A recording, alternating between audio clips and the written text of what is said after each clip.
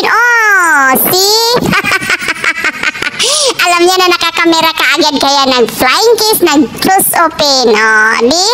Ang galing ng batang yan, ang talino-talino. Kaligising lang yan. Ay, baka mahulog ka, Amara.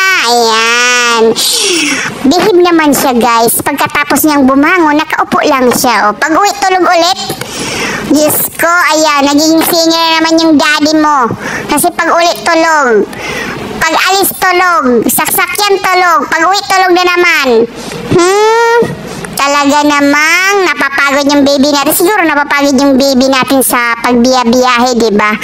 Kaya talaga yung mga bata antukin talaga, guys. Nagpapalaki yan at nagpapatangkad. Ganun daw pag mga batang antukin. Matangkad siguro to paglaki. Diba?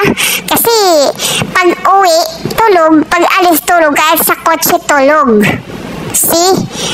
May ano siya, siguro may mga lamok dyan. Kaya, ayan, tinatakpan ni Sir Vince ng mosquito. Ang swerte talaga ni Amara na may daddy siyang Sir Vince, no?